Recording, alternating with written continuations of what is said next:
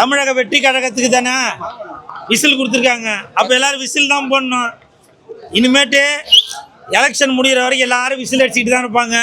காலையில் எந்திரிச்ச உடனே என் வீட்டு வாசலில் முதல் விசில் அடிக்கும். அது யாருனாக்கா குப்பை வண்டி வந்துருச்சு அப்படின்னு விசில் அடிப்பாங்க. அப்புறம் ஆஃபீஸ் போகும்போது நான் பஸ்ஸில் ஏறலான்னு போவேன், அப்போ விசில் அடிப்பாங்க. அதே மாதிரி இப்போ தை மாதத்தில் நிறைய இடத்துல மஞ்சட்டு நடக்குது, ஜல்லிக்கட்டு.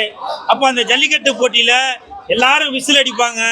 அதே மாதிரி இந்த தமிழக வெற்றி கழகத்திற்கும் விஜய் சாருக்கு சின்னமாக விசில் கொடுத்துருக்காங்க. எல்லாரும் விசிலை போடுங்க, நல்லா சந்தோஷமாக போடுங்க. ஏன்னா என்னோட ரசிகர்கள் எப்பவுமே என்னை பார்த்தோன்னே விசில் அடித்து என்ஜாய் பண்ணுவாங்க. இருந்தாலும் என்னோட அண்ணன் விஜய் சார் கேட்டதுனால என்கிட்ட சொன்னார், தம்பி அந்த விசில் சின்னத்தை நான் எடுத்துக்குவா அப்படின்னு சொல்லி கேட்டார். சரி எடுத்துக்குங்க, உங்களுக்கு இல்லாமல் பண்ண நீங்கள் எடுத்துக்கங்க. ஆமாம், நான் எல்லாருக்கும் விட்டு கொடுத்து தாங்க போகிறேன். விட்டு கொடுத்தாக கெட்டு போயிடாதுன்னு சொல்லுவாங்க. நாளைய பிரதமர்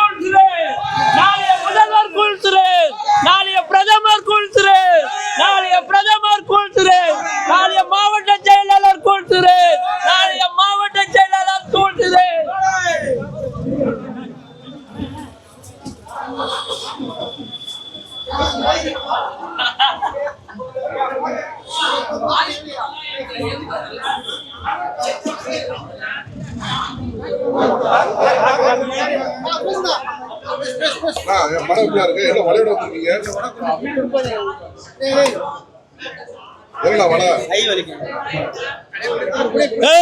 என்னப்பா லந்தா, நான் என்ன படம் பார்த்து வரேன் தெரியுமா?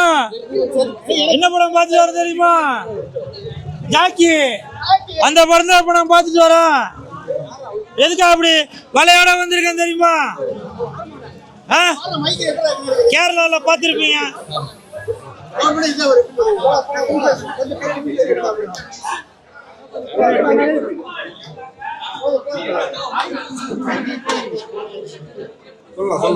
கேரளால பார்த்திருப்பீங்க. பஸ்ல ஒரு பொண்ணு ஒருத்தர் இடிச்சிட்டாரு அப்படின்னு அந்த பொண்ணு வீடியோ போட்டிருக்கோம். அந்த வீடியோ பார்த்த உடனே அந்த அப்பாவி தன்னோட உயிரை மாய்த்துக்கிட்டாரு. அந்த மாதிரி தவறு இங்கே தமிழ்நாட்டிலே நடந்துடக்கூடாது அப்படின்றதுக்காக தான் இன்னைக்கு நான் சேஃப்டியோட இந்த வலையோட வந்திருக்கேன். அதுக்கு காரணம் என்னன்னா, இன்னைக்கு ஜாக்கி படம் பார்க்கறதுக்காக வந்தேன். அந்த ஜாக்கி படம் பார்க்கறதுக்கு நிறைய கூட்டம். அந்த கூட்டத்தில் பெண்களும் வந்திருந்தாங்க. நான் ஏதோ தெரியாதனமா அந்த பொண்ணை தொட்டுட்டாங்க. உடனே நீங்கள் எதனா வீடியோ போட்டு என்னை அசிங்கப்படுத்திடுவீங்க. அதனால தான் நான் சேஃப்டியோட சேஃப்டியோட இந்த வலையோட வந்திருக்கேன். ஏன்னா உங்களுக்கே தெரியும், கூல் சுரேஷ் ரொம்ப அப்பாவியான ஆளு. ஏதோ ஒரு பொண்ணு திடீர்னு குறுக்கில் ஏதோ ஒன்று பண்ணிட்டு அப்புறம் கூல் சுரேஷ் மேலே தான் தப்பு அப்படின்னு சொல்லக்கூடாது. அதுக்காக இன்னைக்கு ஜாக்கி படம் பார்க்கறதுக்காக சேஃப்டியாக வலையோடு வந்திருக்கேன். நிறையா பெண்கள் என் பக்கத்தில் கூட வந்தாங்க. நான் சொல்லிட்டேன், அம்மா வேணாம்மா, நான் வலையோடு வந்திருக்கேன், நீங்கள் அப்புறம் என்னை கொலையோடு ஆக்கிடுவீங்க, அதனால் அப்படிலாம் வேணாமா அப்படின்னு சொல்லி நான் இன்னைக்கு இந்த ஜாக்கி படம் பார்க்கறதுக்காக வந்தேன். ஜாக்கி படம் ரொம்ப அருமையாக இருக்குது. மதுரையில் நம்ம கண் முன்னே என்னென்ன விஷயங்கள் பார்க்குறோமோ அது அப்படியே இருக்குது. பப்பமாவன அப்படின்னு சொல்கிற மாதிரி இந்த ஜாக்கி படத்தில் ஹீரோ, வில்லன், டைரக்டர், கதாநாயகி எல்லாருமே பக்காவாக நடிச்சிருக்காங்க. முக்கியமாக கேமரா உதயகுமார் அவர் நல்லா பக்காவாக சூப்பராக கேமரா ஒர்க் பண்ணியிருக்காரு. தனுஷ் அந்த படம் நடிச்சால கோழி படம், என்ன படம் அது? ஆடுகளம். அந்த ஆடுகளம் 5 தடவை 10 தடவை பார்த்த மாதிரி இந்த படம் இருக்குது. அவருக்கு என் மனமார்ந்த வாழ்த்துக்களை தெரிவித்துக் கொள்கிறேன். அதே மாதிரி இந்த படத்தோட மியூசிக் நல்லா சும்மா தாரா தாரா தாரா தாரா தாரா தாரா தாரா தாரா தாரா அப்படின்னு சொல்கிற மாதிரி மியூசிக் சூப்பராக இருக்குது. அந்த சக்தி அவர்களுக்கு என் மனமார்ந்த வாழ்த்துக்களை தெரிவித்துக் கொள்கிறேன். அப்புறம் கதாநாயகனாக நடித்துள்ள யுவன் கிருஷ்ணன் நல்லா அந்த உடம்பு ஃபிசிக்லாம் சும்மா சூப்பராக வச்சுருக்காரு. அவரை பார்க்கும்போதே தெரியுது அவர் மலையாளியா அப்படின்னு சொல்கிற அளவுக்கு நடிப்பு சும்மா தூள் கிளப்பியிருக்காரு, உண்மையிலே சொல்கிறாங்க. அதனால தான் மலையாளத்தில் நிறையா படங்கள் நேஷ்னல் அவார்டு வாங்கிட்டு போகுது. அப்படி ஒரு தேர்ந்தெடுத்த நடிகரை தான் இந்த படத்தில் நடிக்க வச்சிருக்காரு இயக்குனர் அவர்கள். அவருக்கு என் மனமார்ந்த வாழ்த்துக்கள். அப்புறம் வில்லனாக நடிச்சிருக்கார் ரிதன், சூப்பராக நடிச்சிருக்காரு. ரிதன் கிருஷ்ணா சூப்பராக நடிச்சிருக்காரு. அப்புறம் வக்காலி என்னோட மாமா பொண்ணு மாதிரி இருக்கிற அம்மு அபிராமி சூப்பராக, அந்த அம்மாவோட கண்ணு பார்க்கும்போது உண்மையிலே என் அத்தை பொண்ணோட கண் எப்படி இருக்குமோ அப்படி இருக்கு. நல்லா சூப்பராக நடிச்சிருக்காங்க. மொத்தத்தில் இந்த ஹோல் டீமுக்கும் என் மனமார்ந்த வாழ்த்துக்கள். படத்தை பாருங்க, நீங்கள் என்ஜாய் பண்ணுவீங்க. செம்ம செம்ம. அதான் சொல்கிறேன்னா, அந்த கிடா சண்டை பார்க்கும்போது அந்த ஆட்டுக்கு முடியெல்லாம் அப்படியே நட்டுக்கிட்டு நிற்கிது. அதே மாதிரி நம்ம பார்க்கும்போதும் நம்ம உடம்புல இருக்கிற மசிரெலாம் அப்படியே நட்டுக்கிட்டு நிற்கிது. அப்படி ஒரு தத்ரூபமாக இந்த ஜாக்கி படம் இருக்குது. படத்தை பாருங்கள், எல்லோரும் என்ஜாய் பண்ணுவீங்க. இந்த படத்தில் ஃபைட்டு மியூசிக் ஃபைட்டு மாஸ்டர் யாருன்னு தெரில, நல்லா சூப்பராக பண்ணியிருக்கீங்க ஃபைட் மாஸ்டர். உங்களுக்கு என் மனமார்ந்த வாழ்த்துக்கள். படத்தை பாருங்கள்.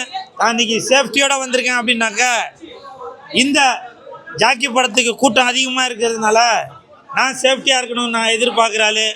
ஏன்னா இப்போ கேரளாவில் இருந்து தான் அந்த பறவை காய்ச்சல் அதெல்லாம் வந்துச்சு, கோழி காய்ச்சல் அதெல்லாம் வந்துச்சு.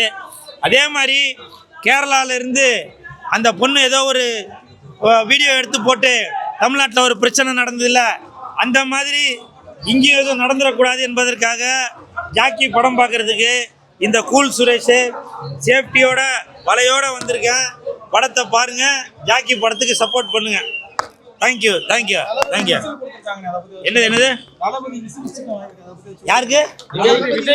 விஜய் சாருக்கு. தமிழக வெற்றி கழகத்துக்கு தானே விசில் கொடுத்துருக்காங்க. அப்போ எல்லோரும் விசில் தான் போடணும். இனிமேட்டு எலெக்ஷன் முடிகிற வரைக்கும் எல்லோரும் விசில் அடிச்சுக்கிட்டு தான் இருப்பாங்க. காலையில் எந்திரிச்ச உடனே என் வீட்டு வாசலில் முதல் விசில் அடிக்கும். அது யாருனாக்கா குப்பை வண்டி வந்துருச்சு அப்படின்னு விசில் அடிப்பாங்க. அப்புறம் ஆஃபீஸ் போகும்போது நான் பஸ்ஸில் ஏறலான்னு போவேன், அப்போ விசில் அடிப்பாங்க.